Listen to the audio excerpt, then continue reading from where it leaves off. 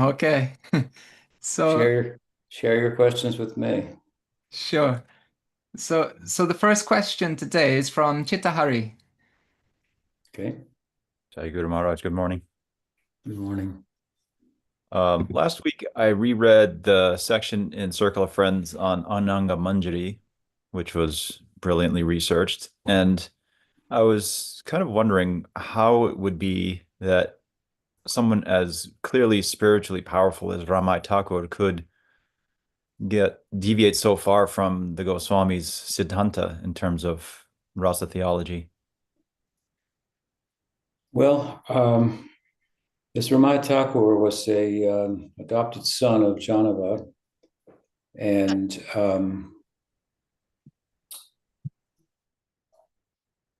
her other adopted son was Virabhadra. Hmm. They were both her disciples. They differed on a number of issues. Virabhadra was more celebrated, largely for his wide uh, and broad, I should say, broad distribution of Chaitanya Mahaprabhu's dispensation. I think at some place, in some point, he converted a whole host of Buddhists. And his campaign was so broad and far reaching in the eyes and in the estimation of the devotees that the statement in one of the Puranas, I think it's from one of the Puranas, about a Senapati Vaishnav, a great general who will take teachings out, beyond to another country, was attributed to him. Mm-hmm. Nowadays, devotees attribute it to Prabhupada, which it does, it fits nicely with. But anyway, so that's Virabhadra, who's very celebrated. Ramai Thakur, on the other hand, was thought to be a very powerful devotee. I think I've mentioned there that he is said to have tamed a tiger or something with the chanting of the Hare Krishna, and became famous for that. But I think that I would say that this was a time that was very different from our time, where the Goswami's Siddhanta is pretty well established and known, and even by non-devotees in the academic world, and so on and so forth. Obviously, there are details of it that are even misunderstood and need clarification on, and so on and so forth. But broadly speaking, it's kind of nailed down. Whereas the time of Ramai Thakur's starting, his mission, if you will, it was not like that. You can read, for example, Chaitanya Bhagavat, and Vrindavan Das Thakur was saying, some devotees saw him like this, and some devotees saw him like that, and some saw him like that. I kind of think of it like a Christianity before the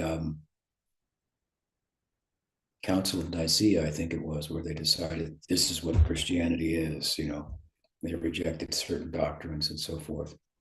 A case has been made in academics for Chaitanya Charitamrita as a book serving largely that purpose also, whereas certain ideas about Chaitanya Mahaprabhu are not accepted, others are, and so forth. And that was, of course, later than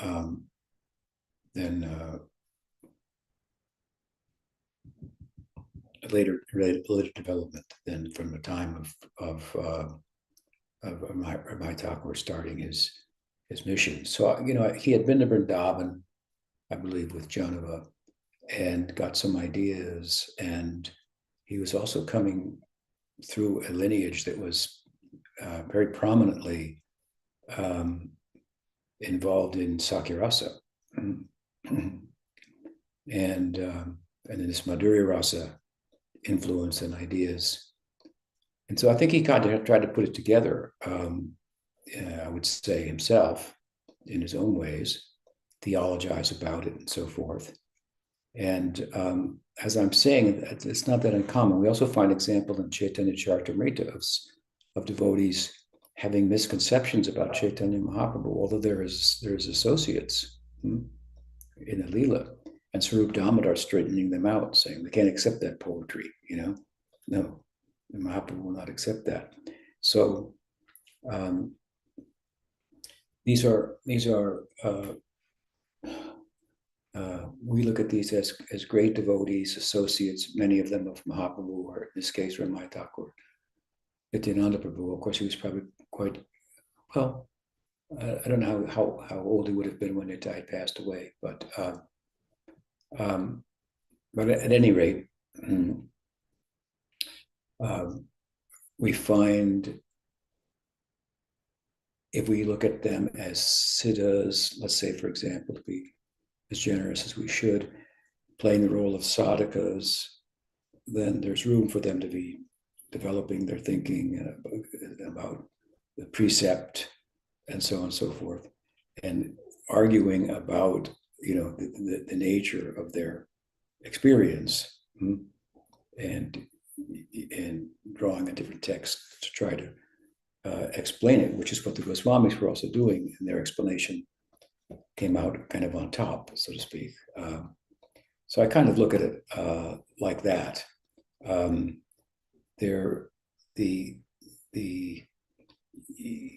Let's take the topic of is bhakti inherent or not. I've been on either side of that equation over decades, trying to figure out, where's the support for what Bhaktivinoda Thakur said, what's the other argument, look deeply into it, and so on and so forth. And I think it's a very important topic if you really play out the implications. If you play out the implications of non-inherent, you've got a very weird situation where, your spiritual, just for a moment, if I will, if I may, the spiritual body is different from the jiva, just as the material body is different. It's superimposed, and prior to that, you don't have a personality, you don't have bliss, you don't have knowledge, and your ability to be an agent and so forth is only possible because of the Swarup Shakti, which is doing the doing. And so, if you play this out, how odd it becomes is quite interesting. For example, it's basically, I was speaking with one disciple of Haridas Shastri, who learned the Siddharthas from him. She's a scholar in Poland, and she came to the conclusion that according to this teaching, which is, and she's right, in order to be yourself, you have to wear a certain dress. In order for the jiva to be who she is, she has to put this covering on, which is this, imposed personality and so forth. And she just thought that's too weird, and I agree. So, but if you don't get into it, and you think, there's such a strong emphasis, and for rightfully so, that bhakti is bestowed, because as we say, it's inherent and it's bestowed. There's so that the seed, if you will, is there. The genome, or whatever you want to, the DNA or something, is there, but it needs to be extracted, right? And bhakti, bhakti comes from bhakti. So, so by sadhu sanga and subsequent spiritual practice, bhakti is with the bhakti that is inherent, surfaces, manifests. And that body, Pranira is writing another article for our book. We were discussing it this morning.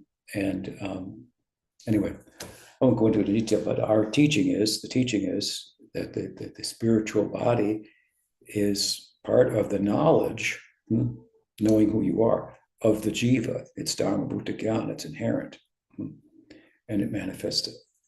So that's very wholesome, right? But now, compared to like okay, you're going to get this body, it's going to be put on you.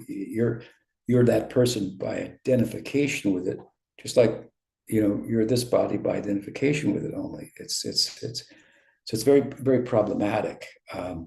But let's say, given the emphasis, and appropriately so, on the need to have a guru, to have teaching, to have bhakti bestowed, and so forth, someone may think, well, bhakti's given to me. I didn't have it previously. In one sense, that's true. It wasn't manifest. You didn't have it. But the fact that it's, without getting into all these details, one could think like that, and it's not a problem, right? Mm-hmm. And chant Hare Krishna and become Krishna conscious, right? So devotees like Ramaya Thakur, or you could look at, or others, examples I've given from Chaitanya Charitamrita, I don't remember the names, but Swarup Damodar straightening them out, and in Chaitanya Bhagavat we find different persons saying, oh, they look like, Chaitanya Mahaprabhu looks like Ram, and all these things are true. Now, some of the things that Ramaya Thakur says are they're certainly a departure from the Goswami Siddhanta, but was the Goswami Siddhanta out and about and clearly in place at the time? No. Now, if we look at the line coming from Ramaya Thakur, in which Bhaktivinoda Thakur was initiated, what do we find? What we find in Bhaktivinoda Thakur, the Goswami Siddhanta, presenting it, as has become clear over centuries and so forth.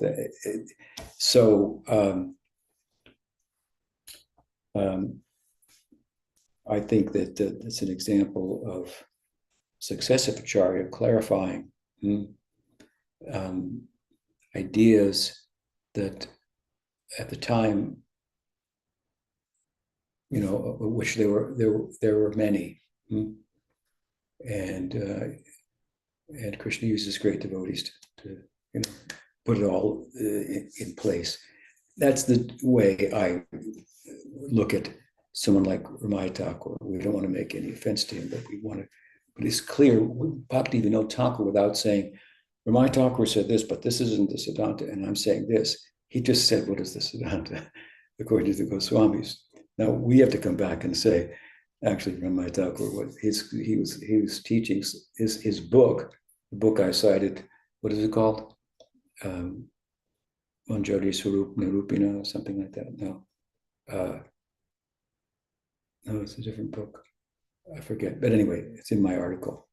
That the teaching here is, and I showed how it's a departure from the Goswami's thinking. So that's the way I look at it. I mean, someone could make another opinion. Well, I guess he wasn't Krishna conscious, but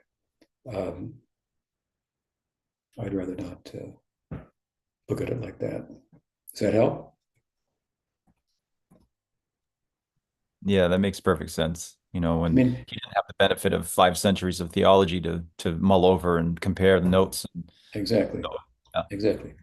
Not every guru knows all the is that well educated in the Shastra. They should be, as far as possible, but not everyone is, and that doesn't necessarily have to be a problem.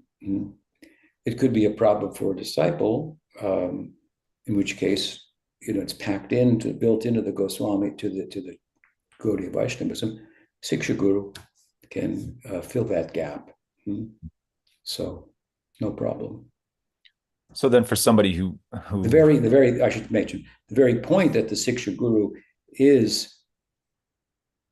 was established as a principle in Gaudiya Vaishnavism for that very purpose, indicates that not every sadhu knows the Shastra completely. They may lack some knowledge. I'm sorry, go ahead. No, it's fine. Well, I guess someone could say, well, it could bring up a doubt where, well, if Ramaya Thakur is accepted as Krishna conscious, how then could, Krishna allow them to have such a misconception, you could say, but, He does.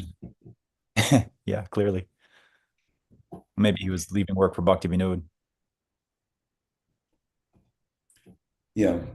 All right, thank you. Okay. What else? The next question is from Sahlesh. and they ask, Dandavat Pranam Gurudev, hope you are well. Could you please define both the theological and practical meanings or aspects of Sangha? What constitutes Sadhu Sanga, and does day-to-day dealings with people not yet blessed with devotion to Krishna encompass Sangha? Thank you. Rupa Goswami uses two terms to weigh in on your question. Sadhu Sanga, association with saintly persons, which is a powerful anga or limb of bhakti. He says that the power of this will be determined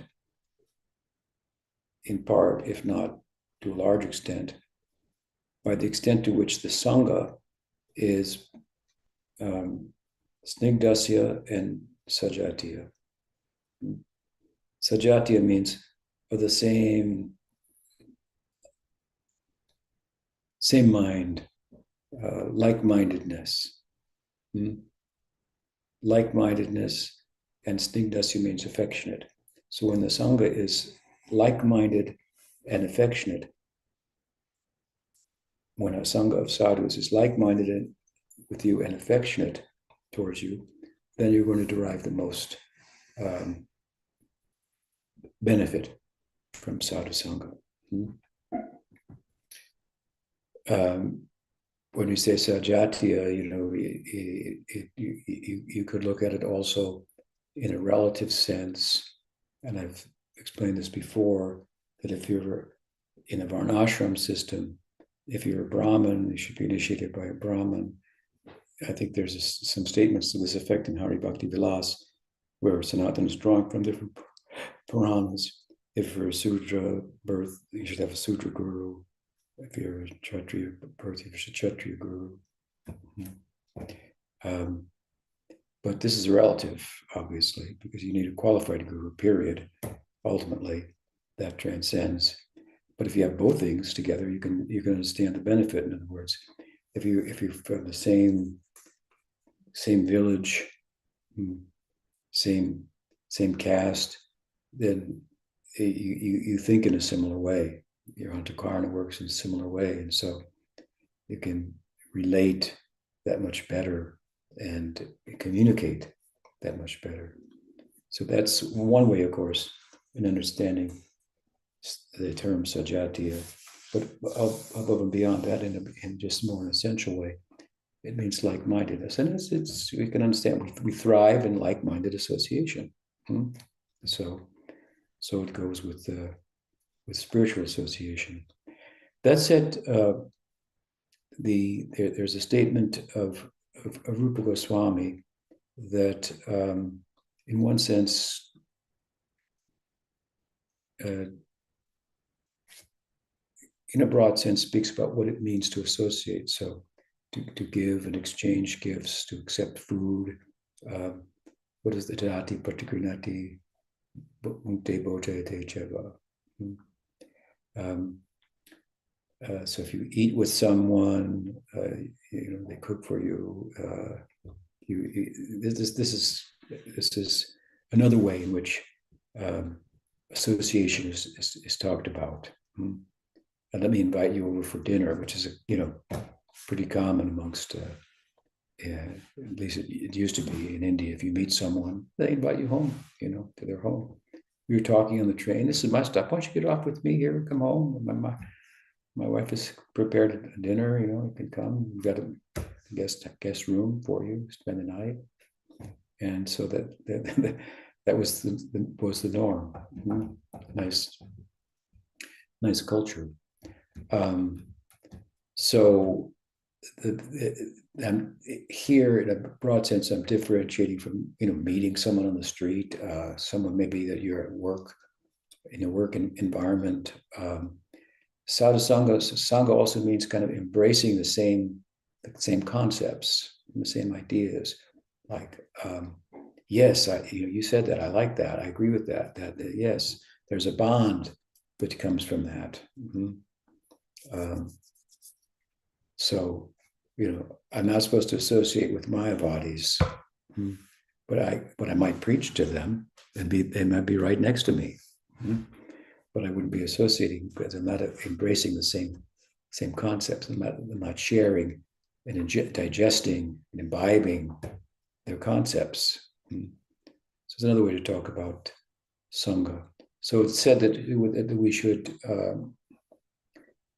seek Sadhu Sanga, and we should avoid association with non-devotees. I think that's a lot of devotees bring that up. What does it mean not to associate with non-devotees? Well, I personally, find it a little hard to associate with a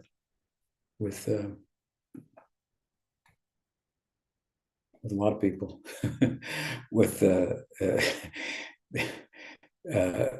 especially with the non-devotees.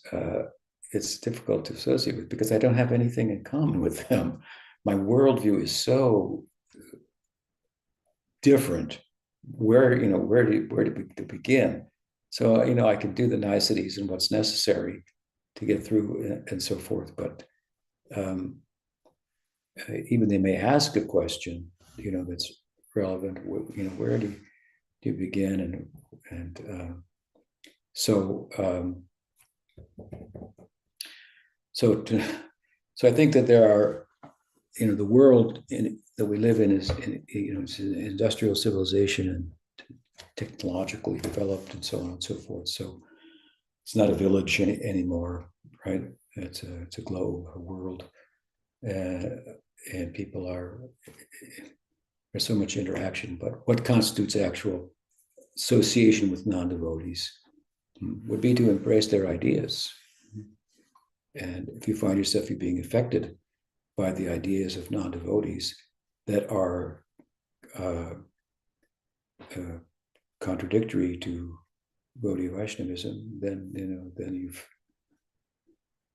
you've associated with non-devotees. Now, I'm not sure if that's answering your question, but I hope that it is. It's a little vague exactly what you were getting at, but if you have further comments, you can make them, write them down, submit them here. What else? The next question's from Ramakeli in Bulgaria, and she asks, Pranams, my dear Guru Maharaj. In his book, The Golden Avatar, Sridhar Maharaj explains that in prem, one must be prepared for moments when Krishna appears indifferent to his devotee. Could you kindly explain this further and share if there are examples of such situations in scripture? Why is this experience necessary? To me, it sounds like the most difficult of all trials, almost like the nightmare of all nightmares. What comes to my mind in the immediate is there's I think some Catholic saints speaking about this who coined the phrase, I don't know who it was, the dark night of the soul. And I believe it was referring to precisely this kind of situation, the prayers, the appeal, no reciprocation. They could be experienced and waiting for it and so forth. As far as within Gaudiya Vaishnavism, I can't, off the top of my head, think of another example that comes to my mind as much as whoever it was coined that phrase. But we do find in a very much higher context something that we might be able to draw upon as an example within Gaudiya Vaishnavism, and that is the last verse of Shikshastakam. It's different, but it seems related, where Mahaprabhu was speaking, and Krishnadas Kaviraj Goswami says Radharani spoke this verse, which means with the last verse of Shikshastakam, Chaitanya Mahaprabhu Krishna, Gaur Krishna's mission to step into the shoes of Radharani and experience himself from her vantage point has been achieved, it's been attained. And Radharani says, Asli Shiva Padartam Pinashtumam Adarshanam Marmatam. You may give me your darshan, you may not. Adarshanam Marmatam Korotuva Vitatava Vidhatu Ampato. what prananatas to sevana, but regardless, whether you trample me or whether you reciprocate with me or you don't, I'm sold out to you. You are my life and soul, and so forth. So we, apparently we find this that Radharani feels this way in the Leela at times, that she's being neglected, that her appeal is not being heard, that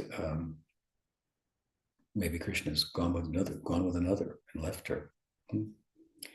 And of course, this is just part of the play of the ocean of bhakti rasa, which has its high tide and low tide. The high tide is the union, and the low tide is the separation. We emphasize as sadhakas the virtues of the separation, because at the low tide, it's easier to enter into the ocean. We're talking about at the same time the difficulty that arises from the separation in the context of trying to enter the ocean of bhakti rasa. Is he really there? I've been praying, I've been chanting, I'm not getting a taste, he's not answering. How is it easier? That's because we don't understand what is union. But that's another topic.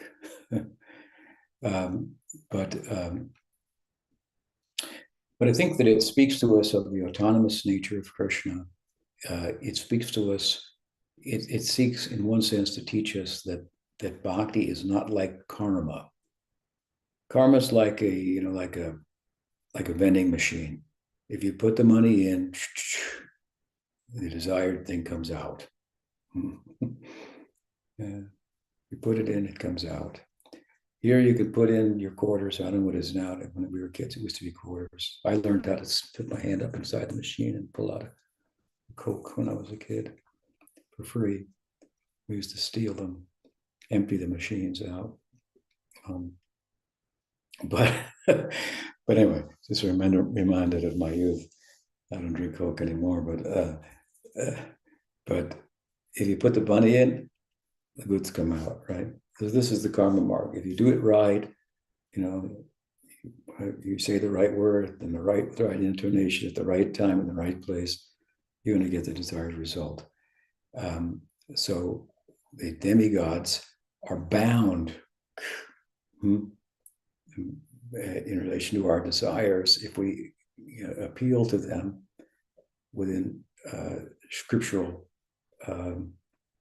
parameters as to how to do so. They have to reciprocate. They don't have a choice in the matter.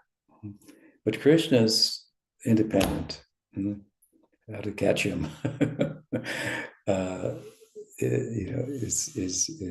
it's on his terms. If he wants us to know, then we can know. Scriptures say, if he doesn't want us to know, then we can't know. It's not possible. So this is laid out right in the beginning, even in the Upanishads, as the nature of Brahman, completely independent. But of course, we hear that he's interestingly charmed by our recognition of our inability and of his autonomy and so forth. And there's something to be said in those who feel that I'm not getting any reciprocation. Sridhar Maharaj would say, oh, then you're really getting something. Those who say, I know Brahman, do not know Brahman. Those who say, I do not know Brahman, they know Brahman. So all these ideas, scriptural passages and so forth, come to mind with regard to your question. It serves, I think, to tell us, to underscore something about his nature, and it tests the measure of our devotion. Krishna gives mukti easily, he says in the 5th canto of Bhagavatam, but he doesn't give bhakti very easily. But he will. he's like a positively charged magnet, and a large one. We're a tiny metallic spark. On one side, we have a positive charge. The other side, we have a negative charge. But our positive charge is so small. If we try to assert ourselves and push, we'll just be repelled. Two positive charges, the little metallic positive charged flake and the large metal magnet will just. But if we turn it around and convert our enjoying ego into a serving ego, then very quickly drawn by the powerful magnet. So another example that comes to mind, it's different, but it comes to mind. Prabhupada used to like to cite from the Bhagavatam, the 10th canto, where Krishna says that if I really care about my devotee, then I take away everything from them. I don't show up, something like that. And then their desire is increased. He disappeared from the gopis. Why? They questioned him. What kind of lover are you? He said, well, I did it because I thought that in the absence of something that you love, when it's lost, the measure of your love will be showcased. And I see that it is. And of course, Chaitanya Mahaprabhu was arising out of that. It was so strong. So it's something about the very nature of Krishna that this serves to teach us. And it's a good thing. It's difficult, a little difficult to go through. But I can guarantee you that if you weep because you can't weep, then you'll be able to weep from chanting the name. If you weep because you cannot weep, it's not working. It must be something wrong with me. This is how Mahaprabhu prayed, second verse of Shikshastakam. There can't be anything wrong with him. He has many names, Nam Namakari Bahuda, and Nija Sarva Shakti. And they're filled with all this, his power, his Shakti. And he makes the names available to anyone and everyone without any prerequisite, without any consideration of time or place for chanting. Mahaprabhu was saying there can't be anything wrong with him. But there's something wrong with me. I have other desires. I have anarthas get in the way, and so forth and so on. This is an important verse. If we really contemplate this verse and take it to heart with the chanting, then you'll come to Trinada Pisa Nichena. Then you'll come to that realization of the third verse. And steadiness in chanting and hearing will be the norm. So those are some thoughts on that. I appreciate the question. So there are a couple of comments, Guru Maharaj, and a follow-up question also. Chittahari was saying that maybe it was Saint John of the Cross who was the... I think so. Yeah. Chaitanya Charan, he said the dark night of the soul can be compared to Vipralamba when the loved one is not present. Right. And then Gokul Chandra, he was asking, would Haridas Thakur's being beaten up in the marketplace without any complaint be a good example? It's a little different, I think, but I guess you could say, well, why didn't Krishna come and save him in that situation, right? And of course, the measure of the reciprocation that he received after the beating was extraordinary. Chaitanya Mahaprabhu did embrace him, and all the scars from the beating disappeared upon Chaitanya Mahaprabhu embracing. He was kidnapped or arrested by the Muslims because he was a Muslim, and he was chanting. He was acting like a Hindu, so they arrested him. so much for religion these days, in those days too, and the misunderstanding of it. And so they wanted him, for those who aren't familiar with the story, that they insisted that he stop chanting, but he couldn't stop chanting. So they beat him in 21 marketplaces. And then it seemed he was dead, so they threw him in the Ganga. And he floated down, came out on the other side, and there was Chaitanya Mahaprabhu who embraced him, and all the scars disappeared. So he was there. He was there, although he wasn't showing himself. So have faith. And that faith can be bolstered by looking at saintly people in our lives, and in our line, and so forth. Yes. Okay, what else? So the next question is from Sadhvi's son, Gopinath. Okay. Dandavas Guru Maharaj. So the question is, because he started to talk a little bit to people online, to preach, talk to Christians, to Muslims, and his question is how to make people believe in Vedas, in the Vedas, like what to say to people to make them have faith. Well, I think that in general, the Vedas are a body of revelation. Means that they contain, in essence, insights that you could not arrive at on your own about the nature of ultimate reality.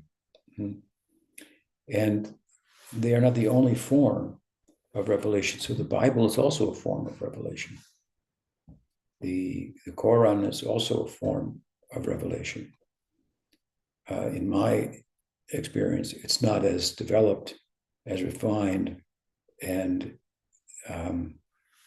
as comprehensive as the Vedic scriptures, and the essence of them, the Bhagavad Gita, or let's say the Srimad Bhagavatam, right? So I would say if people properly followed the Bible, there wouldn't be a problem. If they properly followed the Quran, there wouldn't be a problem. What do we mean by properly following? Well, they have to follow it in light of what the Bhagavatam says, in light of what the Bhagavad Gita says. But what do they say? So we need a saintly person to explain it. But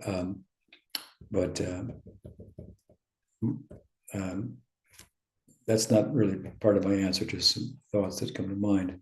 As I've often said, the more a Muslim or a Christian becomes esoteric and experiential in their orientation, the more they start to look and sound like a Hindu.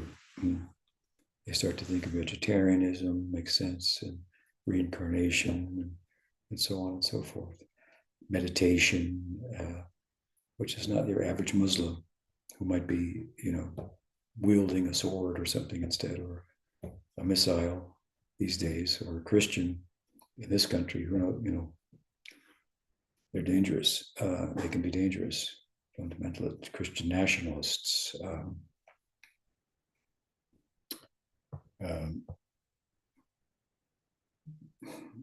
But so, given that the Bible, anyway, and the Quran, let's say, for example, are scriptures, we encourage people to follow their scripture. They don't have to necessarily follow ours. But we say that that these are forms of revelation, and they correspond with one another. So rather than, some people follow the Quran and they reject the Bhagavad Gita. Some people follow the Bible and they reject the Quran and they reject the Bhagavad Gita. We accept the Bhagavad Gita, we accept the Quran, and we accept the Bible. That's the difference.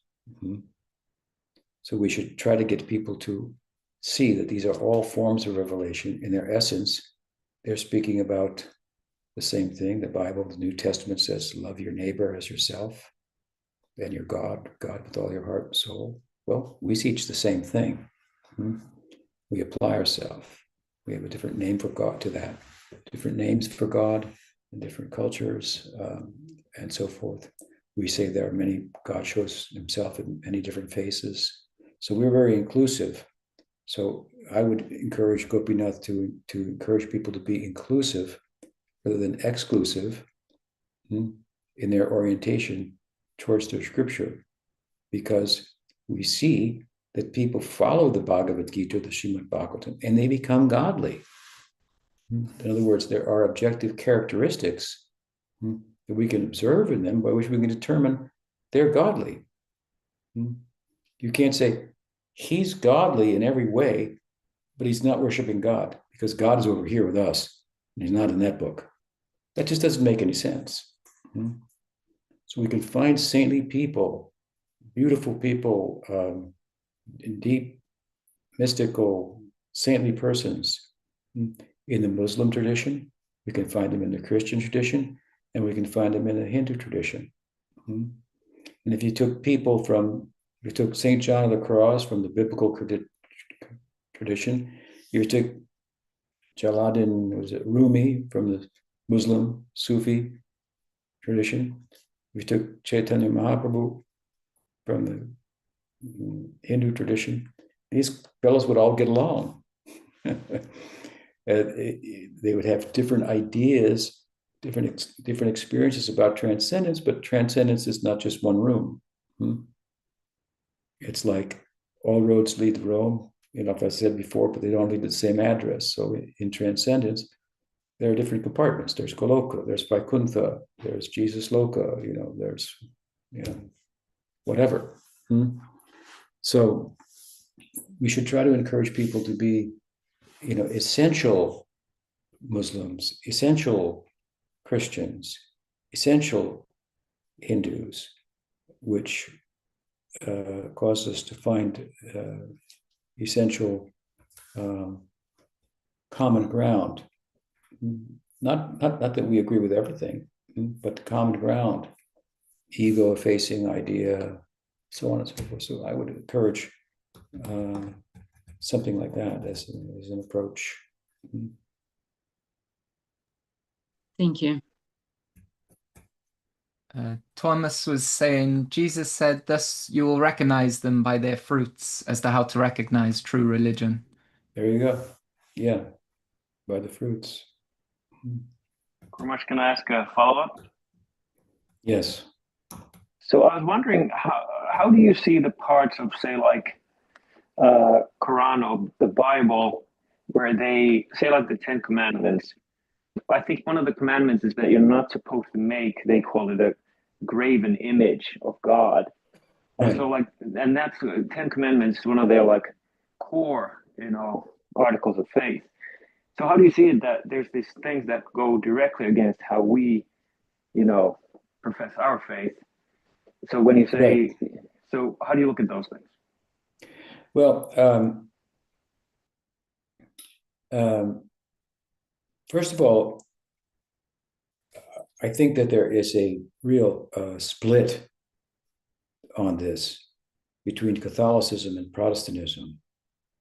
The more you go towards Protestantism, the more you do away with icons, images.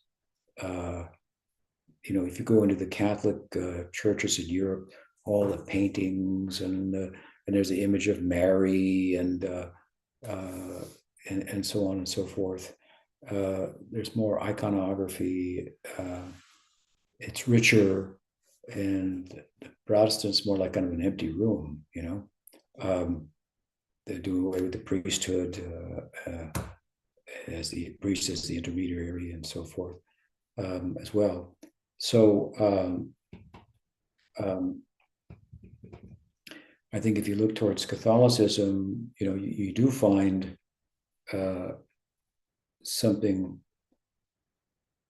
a little more that resembles a little more, but even the cross and then the Jesus on the cross, they would say that probably this is not a graven image because it's a historical, image or something like that.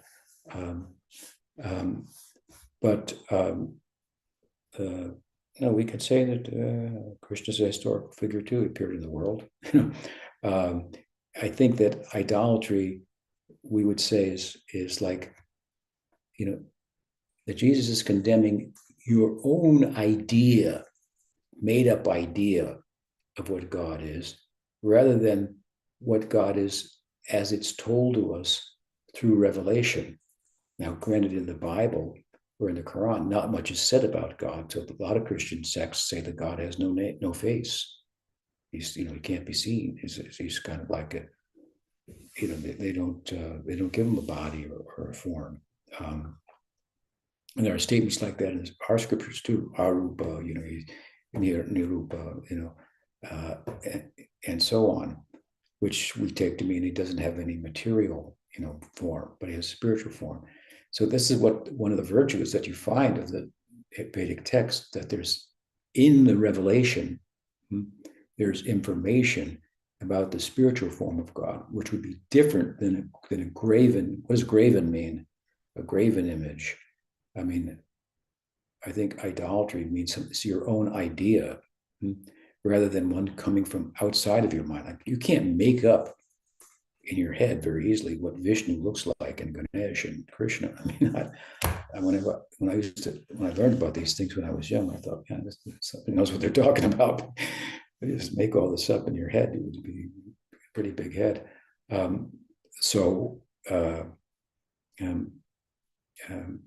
The question is, does God have a form?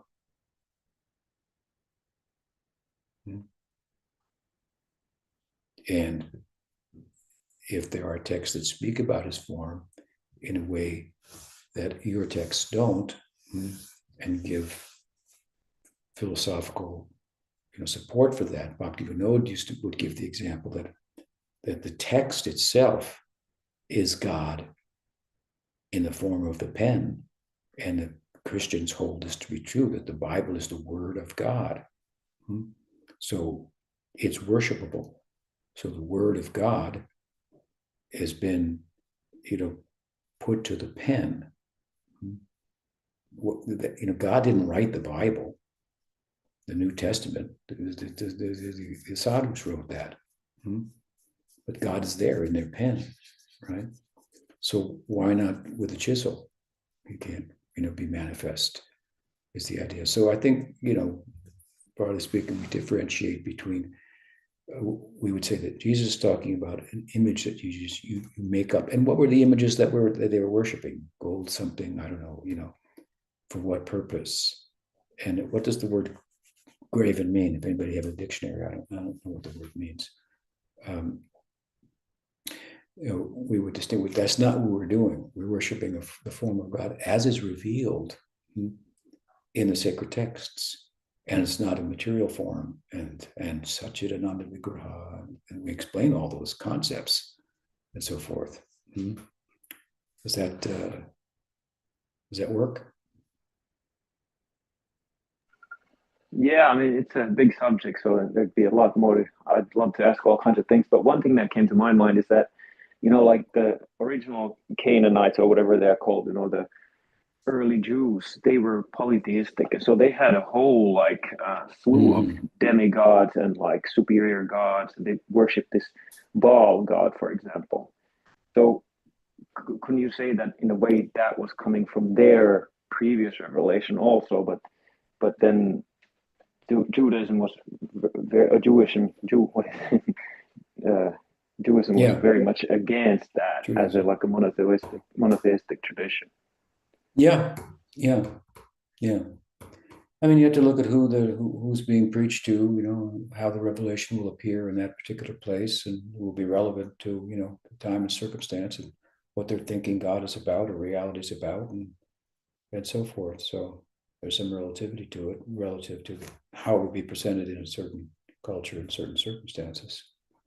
But I think that you have to address the point. Does that mean that God has no form? Does God have a form or not? So you ask the Christian, does God have a form? Does God have a body? I mean, I don't think they really have thought about that, probably. I don't think that's really part of their, even great Catholic theologians don't seem to talk about that. But, here our scripture does. And we give, very good reasoning and arguments and so on and so forth for that. So it's a very different thing than what's being condemned in that one of those commandments. I mean, you have to also look at the commandments that are like so important. They're pretty simple. Don't steal, don't kill. I mean, the Bhagavad Gita is kind of picking up where that leaves off. If you can't see that, then you're really missing something here,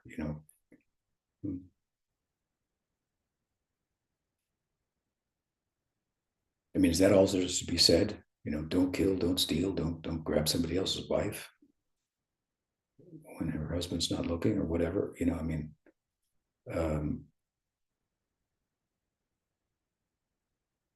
so there's a certain class of people that are being told these are the most important things. Don't steal.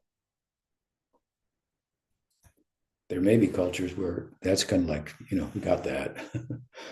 But is there anything else? And that's Vedic culture, where the questions are, what is the nature of consciousness? It's not even brought up in the Bhagavad, in the Bible or the Quran. What is the soul? Therefore, people say, do you believe in the soul these days? Atheistic people, they think you're crazy. We say, wrong question. You ask me, do I believe in consciousness? And that sounds pretty stupid, doesn't it? That's how stupid your question is. Because soul, what we mean by soul, we mean consciousness. Obviously, we have consciousness. Now, what is it? Huge question, right? All right, what else? So just to let you know, Guru Maharaj, graven is the past participle of the verb grave, as when you engrave an image or a word on a surface. Oh, so like a carved image or something like that.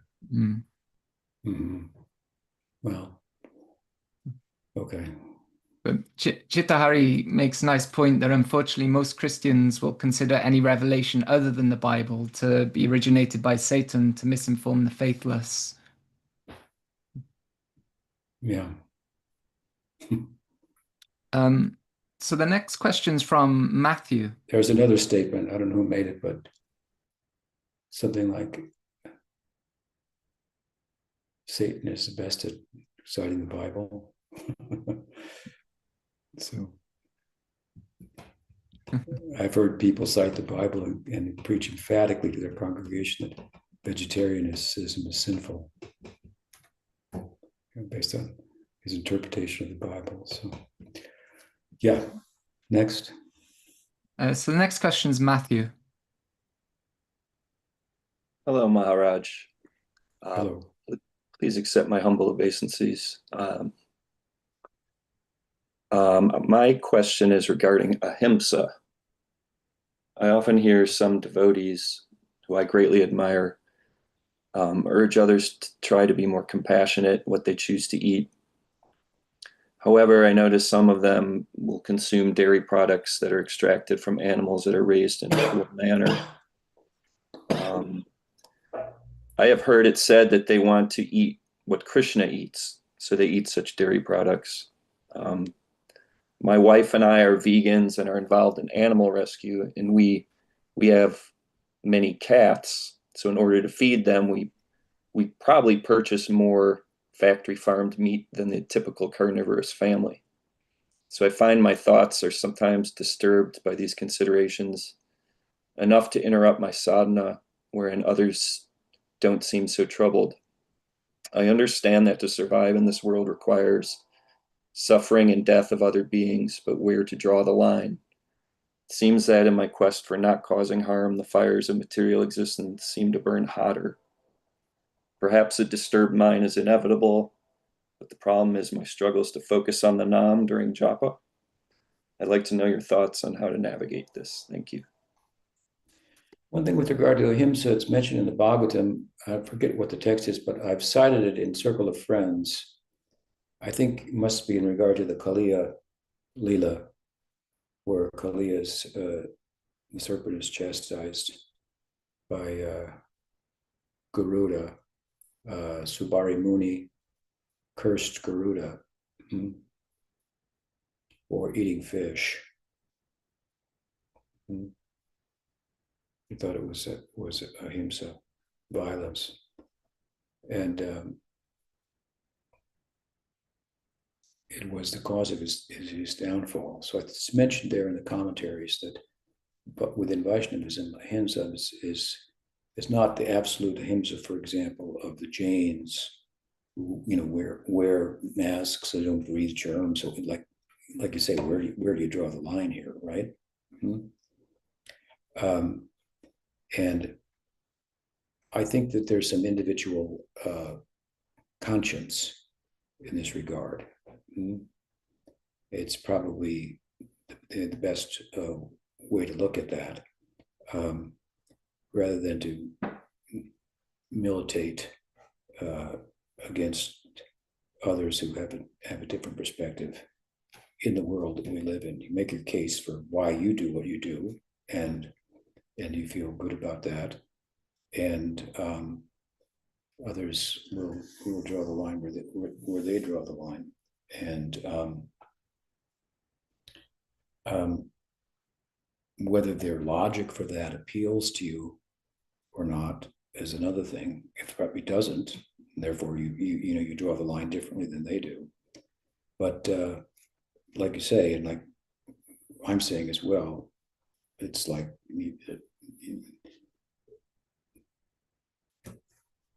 what can you do? It's a world of violence, right? It's where one living being is food for another. Jivo jivasya jivanam. That's the nature of the world.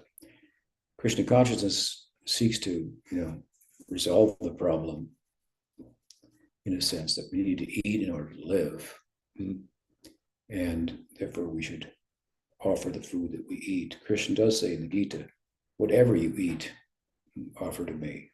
In the 9th chapter. If you can't follow a strict system, then whatever you do, whatever you eat, whatever you offer, whatever you do it as an offering unto me. And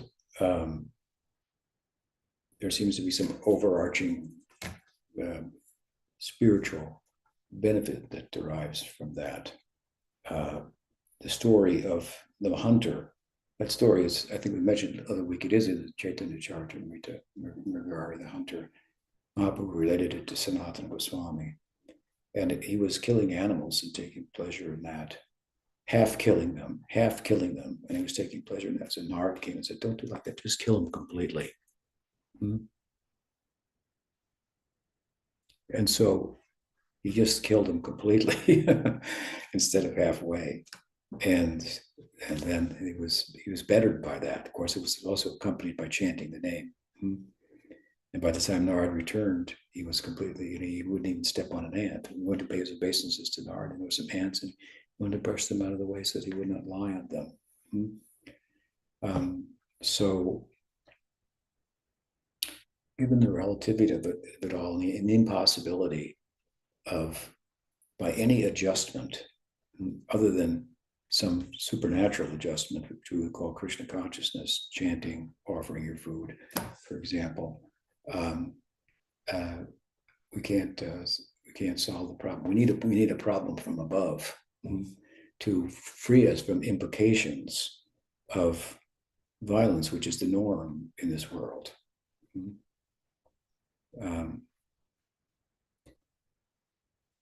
And so then, relatively speaking, within that, where we're going to feel comfortable, I would say that it would be wise for devotees who feel they want to offer milk products to Krishna to source them in the best possible ways, to be more conscientious in that regard, than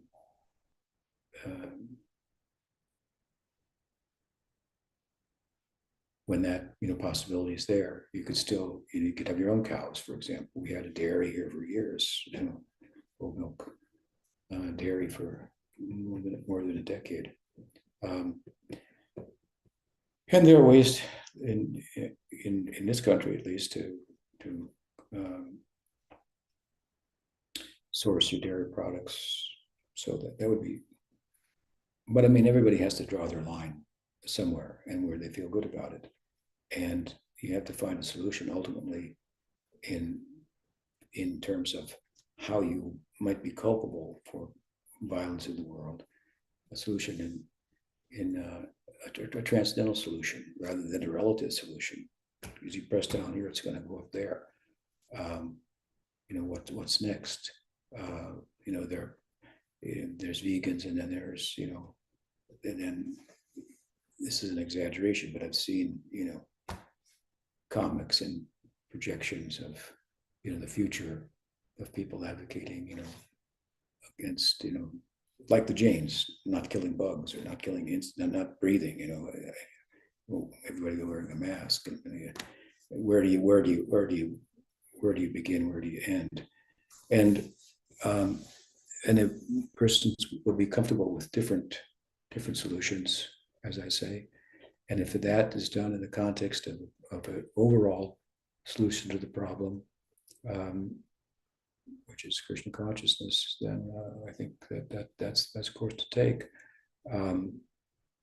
You have figured out something for yourself, but it seems that you're more disturbed, if I understand it correctly, about how others conduct themselves. Am I wrong about that? Did I hear you? No, I'm also disturbed by my own actions as far as buying cat food and so forth. Oh, the cat food, right? Right. Yeah. So we have some dogs here, but it's not just dogs here. We have some dogs here, but we make our own vegetarian dog food. Yeah, dogs can eat it, but I don't think cats can. Well, they like fish. Yep. So we feed them fish, not cows. Okay, well then you're going down the chain. Most Bengalis eat fish. They call it the fruit of the Ganga. When we used to serve prasadam distribution for the people in Bengal during festivals at Mayapur, a lot of them would smuggle in their fish with them and mix it in with the rice. So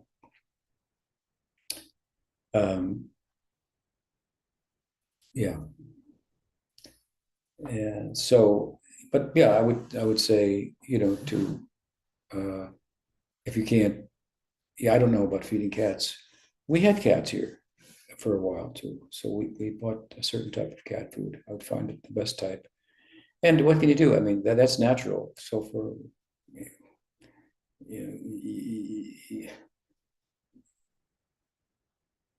if you're going to feed a cat and the cat eats something that you wouldn't eat, but you're taking care of the cat, then you got to provide the food for the cat that the cat needs, right?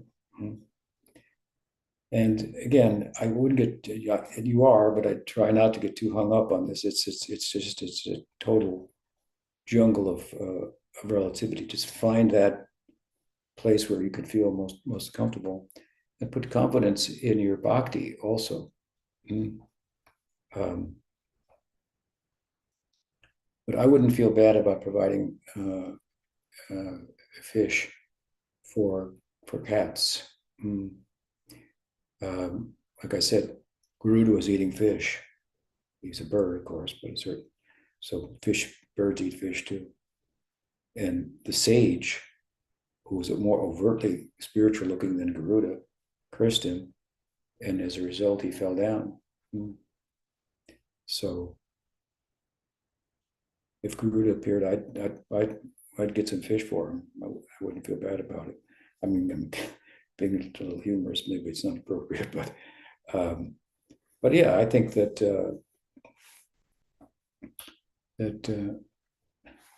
maybe you may be absolutizing nonviolence in a way that is impractical, and tormenting yourself as a result of it. if you do everything for Krishna, then Arjuna fought in the battle of Kurukshetra and slayed people, for Krishna. So there's transcendental element is the solution to the problem of violence in the world, how to end it comprehensively. And you're involved in that, so you should have more confidence in that, in the chanting, in the practices, than in the relative considerations that you're trying your best to do that, and you're a conscientious person. You don't want to hurt other beings, and so on and so forth. It's very noble. It's very, very virtuous, and so forth. And you're chanting, so you shouldn't be troubled. There's no reason for you to be troubled, unless you give more emphasis to a relative solution to the problem than you do to an absolute solution. You put the two together in a way that works for you, and put more emphasis on the absolute. Does that help? Yes, thank you, Maharaj. Okay. Where are you? Pittsburgh, Pennsylvania. Pittsburgh, okay. All right. Well, that's all the time we have for today. Nice to be with all of you. And I hope to see you next week. Or Bhaktivinoda Ki Jai. Srila Guru Maharaj Ki Jai. So yeah, there's a couple of questions left, so you'll be first as always. And yeah, let us know and we'll add you to the list for next week. I just saw Uddhava wrote, all the fish died anyways due to Kaliya as well. So they ended up dying in that pastime. So yeah.